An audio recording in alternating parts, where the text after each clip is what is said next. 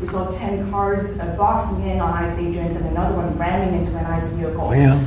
We have heard Secretary Noem saying that some of these attackers are actually organized and they're planning to kill and ambush these officers. Right. What are the consequences for these? Very severe. We're going to have very severe. We're going to find out who's going after our federal agents. So when you look at Chicago, they've had probably 50 murders in the last 6 or 7 months, 8 months. Many, many people shot, like 30, 40, 50 people shot. Didn't die, but they've been shot. It's like a war zone. And then I listen to the governor and the mayor get up and say how they have it under control. They don't. It's probably worse than almost any city in the world. You can go to Afghanistan. You can go to a lot of different places, and they probably marvel at how much crime we have. Then you go to Memphis, where we are right now. Now, it's just like in Washington, D.C. right now. You people know better than I do, because you have to live right inside. And so many of the press have come to me. They've said, I can't believe it. It's changed so much. We have a safe city in Washington. Memphis will very soon have a safe city. Chicago can be very, very safe. It's going to be very safe. But Chicago is going to be very safe. And you say, why is it that a governor wouldn't accept free help from regardless? I mean, whether it's National Guard or the military or anybody. I mean, if women raped and beaten and knocked to hell, and the same with men where they're being shot all over the place in large numbers. I mean, we had a week in Chicago where 11 people were murdered and 38 people were shot. And then we have a governor get up and say, oh, it's safe, we can handle it. He can't handle it. He's an incompetent guy. That's why they threw him out of the family business.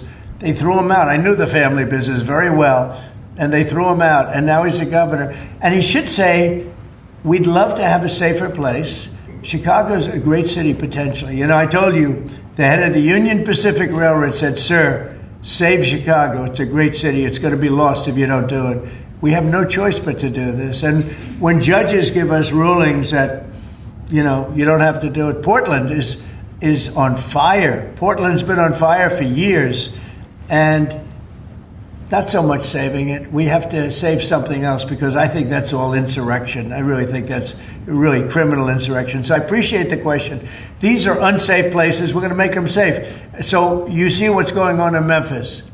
Not pretty, but you know what? We're doing a pretty job, because it's going to be a very safe place in a little while. And the people of Memphis are so happy that we're there. And the people of Chicago. So you have black women with MAGA hats on in Chicago, all over the place. They want the guard to come in, or they don't care who comes in. They just want to be safe. And they really don't care. You know, there was one woman, and she was great today. She said, you know what? I don't care if it's the National Guard, the Army, the Marines, the Air Force.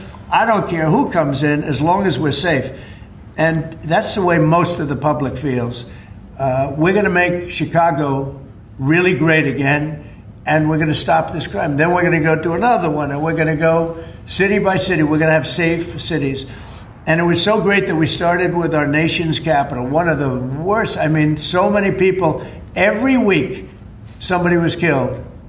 They'd come from Iowa, they'd come from Indiana. They want to see the Jefferson Memorial, the Lincoln Memorial.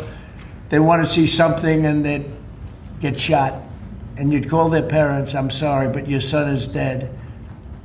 And they go, what do you mean he's dead? Came to Washington, D.C. Not anymore. That's not happening anymore. We have a safe place. We have a safe capital. It's as safe as we have probably almost just about in the country.